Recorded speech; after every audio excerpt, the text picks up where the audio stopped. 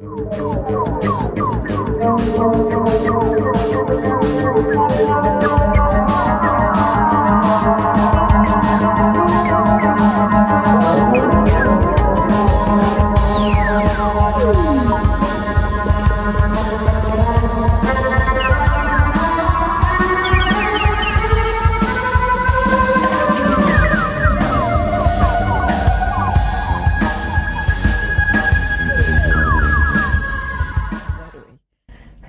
and a very warm welcome to today's show. My name is Mangela Pillay and I have here in the studio with me Sister Denise, who has been practicing Rajyoga Meditation with the Brahma Kumaris for several decades. The subject that we're interested in is values, virtues, ethics and morality, and today's topic in particular are the laws of spirituality. The format of today's show is called the Socratic Method, and for those of you who want a definition of that, it is the philosophical method of systematic doubt and questioning of another to elicit a clear expression of a truth supposed to be knowable by all rational human beings. We will be questioning some of the world's conventional views on these matters. We will analyze as well as dialogue in order to gain greater insight into and to uncover new foundations as to why humanity formulates their value systems as they do. We note that everyone is concerned about doing the right thing, but that still does not stop them from unfortunately doing the wrong things and thereby paying a very great price for it.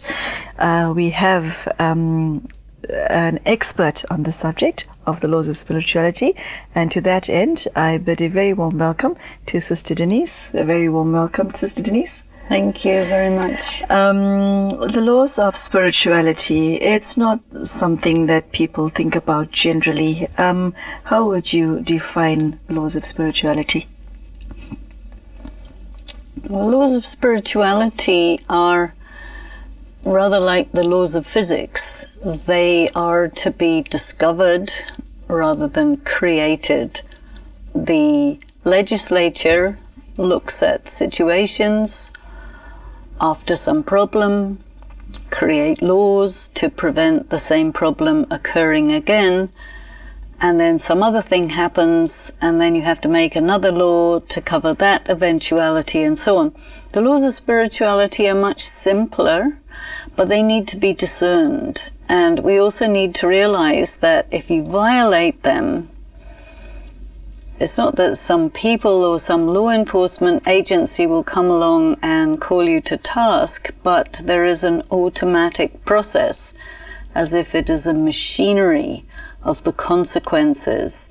So to a very large extent, the laws of spirituality are the laws of karma, the laws of action. And we need to understand some of the nuances about it. When we criticize another person, we actually cause that person to become the way we're criticizing them, because it's an energy, it's a negative energy. Take the same person who has the same thing that you could criticize them for, and instead of that you look at them in terms of how they are. When that particular character defect isn't there, they become that. So that means how you look at a person affects how they become. Now, one of the problems of our society and our culture is we have learned to be en masse, very critical, and we have learned that if we are looking at people's qualities and at how beautiful they are and so on, people say, oh, you're just being impressed. And then sometimes people are just impressed, taken in. But we need to be able to see through the surface. So the law of spirituality says that if you can use what we can think of as the third eye to look at things that are not so visible with the two eyes, then you see something real and you interact with it as it really is, as opposed to interacting with appearances or something that seems to be, but which isn't actually. Do you see what I'm saying? I do. Sister Denise, if the laws of spirituality are so all-encompassing as you just described, how is it that so few people know about it, and of those who do know about it, even fewer live by it? Why is it a secret? Well, it's not a secret, but there's a lot of propaganda against it. Because we live in a very materialistic culture, and if you live by the laws of spirituality, then the materialistic culture is effectively going to be destroyed. And there is so many people, so much interest in the materialistic culture that it is, required to maintain that attitude. So even though people know otherwise, it's very difficult to work against this huge current of what I call propaganda that says, we are bodies, life is short, it's only one time, live now, pay later, it doesn't matter what you do. All of these things are false, but the message is so attractive to people who want to not have to be responsible or take responsibility or face the consequences of their actions, that they will go for it, and they have gone for it. So it's become a culture. So spirituality is not a secret, but yet, when it comes to embracing what I would think to be universal spiritual laws, there are very few people who are actually doing that. And the way it's to be visible that there are very few people who live by it is so many people are paying back in terms of the law right now. Oh, definitely. The other thing is, what I think people don't really realize, is that if you want to follow the laws of spirituality, it's going to cost you. What price do you have to pay? It's a very high price. It's much higher price to do the right thing than to do the wrong thing. And the message that people get is, well, it doesn't cost you anything to do the right thing. It's going to cost you to do the wrong thing. But that's not really a true message, because if you want to really do right, it takes effort, it takes guts, it takes courage, it takes commitment, it takes faith, it takes going that extra mile and taking risks, many things. To do the wrong thing is like the easy way out, And of course you pay, but initially not. When you want to do the right thing, you will pay up front. But what you get is personal power, very high self-esteem, and you get something, you buy something worth having, you see, because there's no free lunch. How would one go about learning the laws of spirituality? Because there's a lot of subtlety in what you just said, and there's some understanding of it. I think everybody on the planet has some idea of the law of karma, though whether they apply it or not is questionable. But how would one go about learning these laws? I think this is one of the reasons why we're having this television program, so that we can communicate with viewers, people who are just sitting at home looking on the internet or whatever, who can really learn this stuff, because it takes a long time to appreciate the spiritualities and to sit with these ideas talk about it, learn about it, work with it.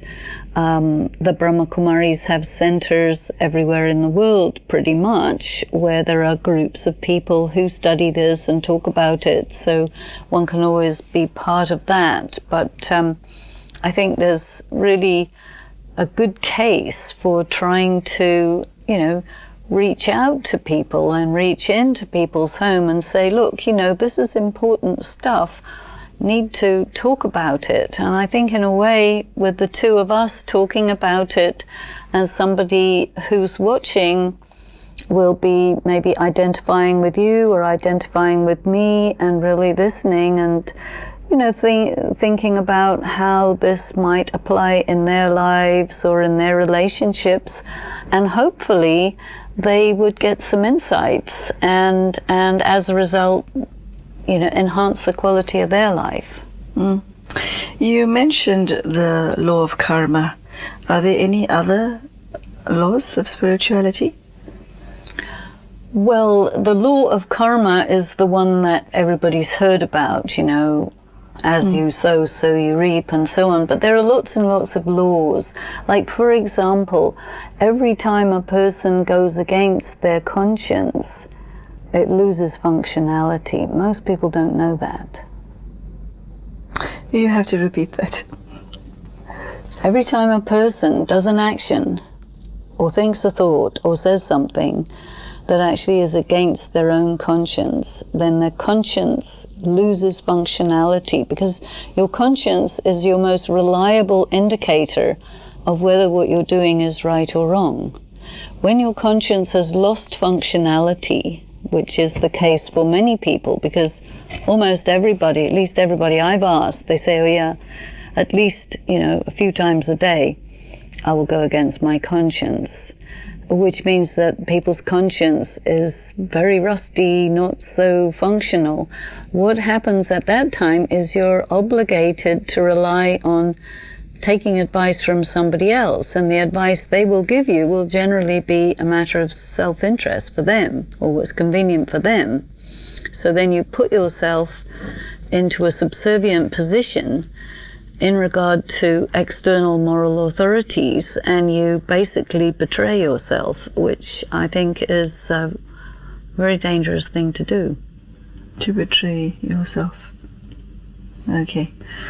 So the manner of learning is it to find a new way of being? If you want to embrace spirituality like the way you just described? Yes. And what do you do with the rest of yourself that says, I want that second piece of chocolate cake, or I want that, and yet I know it will cause harm to me or the harm to people around me? You desire something when you're empty. Okay. Once you start filling, which is what meditation is all about, filling yourself up, then it's going to reduce your desires, which means that something that used to be a desire as a reaction to your emptiness doesn't come up, or at least it doesn't come up with that intensity. And maybe even a desire will come, but you just know that it's not for real, and so you don't buy into it.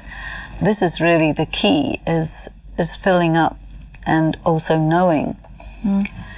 Sister Denise, for a lot of people, what is right for me right now may not be right for me in 5 years' time or in 10 years' time. They use their own conscience, what you alluded to it in an earlier show, of their own moral compass.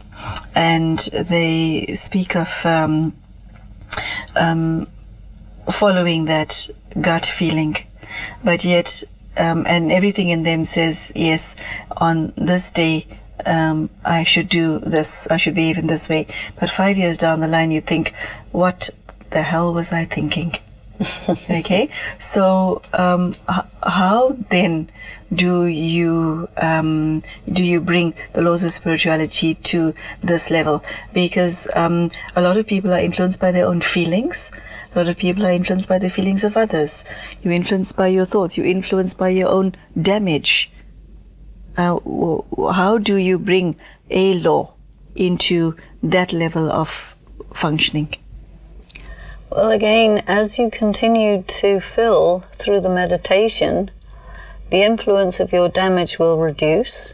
The influence of others will reduce. The influence of your inner power will increase. So you're in a state of change, and your vision, the way in which you perceive circumstances, your accumulated experience, all of these things will change your views, and also therefore change your sensitivity to what's right and wrong. So does the conscience increase when you do that? Yes, it does.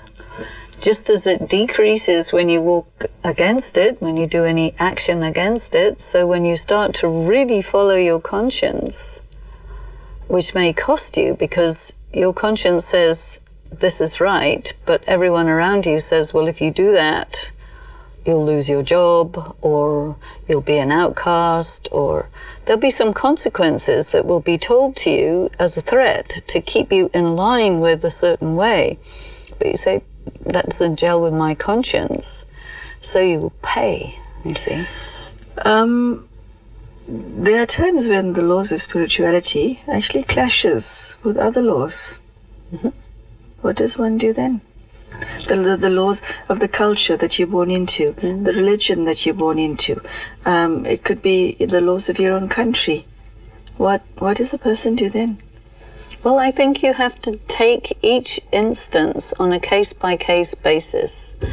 And you have to see what is your relationship with your culture, your country, your religion. And you have to understand that you have some obligations. And you have to work out, sometimes you may have to work out a compromise which, to your way of thinking, is the best, given all of the things that must be taken into consideration, and given your own personal power. Circumstances may change. You may become more powerful down the line. You may have some different attitudes down the line. And so every time the clash of conscience comes up, you will reevaluate it. So it's a very good thing to be skilled in the art of moral reasoning. Skilled in the art of moral reasoning. Okay, that's quite a mouthful. I need to think about that one some more. Sister Denise, I heard you say once that in the laws of most lands, it's one can create karma or even a crime by behavior, whereas within spirituality, you just don't look at action, but one looks at inaction that can create karma. I think you use the word omission. Could you tell us more about that? Because that's also what I call a spiritual secret that's not known. You see, we talk about sins of commission, but it's also fairly well known, the idea of a sin of omission, which means that when it is your duty to do something and you don't do it, then you have created a karmic debt, a negative account, because you failed to do what you were supposed to do. So there's another thing which people really don't know about. Again, going back to these ideas of the spiritual law, everybody knows that you shouldn't give sorrow, but the laws of spirituality say you must not take sorrow. So if you're taking sorrow, then you're doing a sin, and people don't know that. So sometimes if someone doesn't do their duty, that's a sin. Another person takes sorrow from it, that's another sin. And each one is individually responsible. But once you start doing wrong things, it triggers wrong things in other people. So it can become very, very complicated. So then another law of spirituality would be to say, look, you're responsible for yourself. You're responsible for your own actions. And your relationship with every other human being is fraternal, which means your responsibility to another person is love and respect.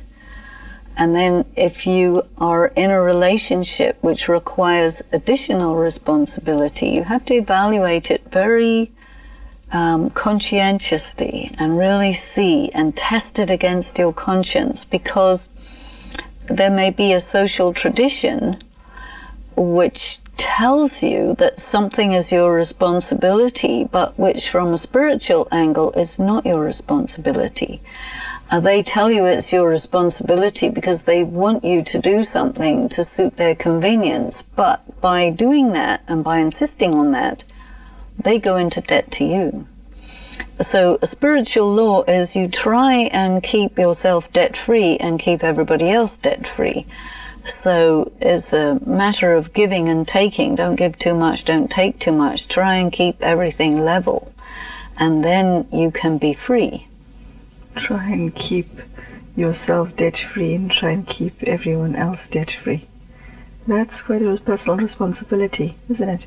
But if you have a feel for it intuitively, that will help you to just naturally do the right thing at the right time, right place, right amount, and step back when really you sense, no, this is not required.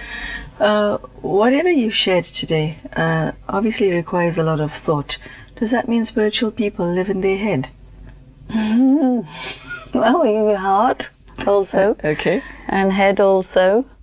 But yes, it's important to have, I think, this balance of clear thinking and subtle sensitivity. Okay. Because you're not your hands and feet. You really are a being, and your capacity for rational thought is a very important part of your spirit, and your capacity for sensitive feeling or feeling for other people is also what makes you human and which contributes to yourself as a virtuous person. If you are insensitive, you're going to make mistakes without realizing. Yes, Sister Denise, one cannot embrace the topic of spirituality without mentioning God, can one? How does he fit into the spiritual equation? Well, everybody... And how does he relate to, the 7 billion of us on the planet at the moment? How does he relate to everyone in each corner of the globe? Everybody has a different idea of God. There are conventional ideas of God that are part of the dogmas and beliefs of the different religions that people subscribe to. And there are many people who try to go deep inside and figure out, what does this word God mean to them? And a lot of people are allergic to the word God, you see. And so they would say, no, don't use that word for me. And they will maybe find some other word, you can say the divine, you can say higher power, you can say greatest universal energy. There's just so many words that are around because the word God has associations with it where things in the name of God have been performed that are maybe antagonistic to what that being stands for. And so there's been a lot of confusion and a lot of antagonism as a result of the history. So somebody who embraces the laws of spirituality, does it automatically mean redefining their relationship with God? I think as you go deeper, you become very aware that there is an energy, a being, a power that is outside of yourself, that is outside the machine of the universe, that is an intelligence that knows, and that you, if you can have access to that, you are ahead. There's obviously an enormous amount of resistance that somebody would face when you are even thinking of embracing spirituality, because somebody who's spiritual is going this way and the rest of the world is going that way. So how do you manage the resistance? Is that not incredibly difficult? You know, one thing that affects this question is whether you are a motivated from within. If you're an internally motivated, sort of independent thinking type of a person, you'll do that anyway. If you are someone who really goes with the flow and wants to be approved of, then you may not want to do this, because you will go out on a limb. Definitely, it's definitely non-conventional once you get into the inner world, because you begin to have a direct connection with your own soul and with the Supreme Being, and then you don't need anybody else. And so they don't like that. Okay. Where does one, as far as spirituality is concerned, is there a particular aim? Does one embrace spirituality because you want to become a better person for yourself and for those around you? Does it Not necessarily. Okay, but does it take you anywhere? Does it give you something that you don't get? There are a lot of people in the world who are deeply happy without an ounce of spirituality.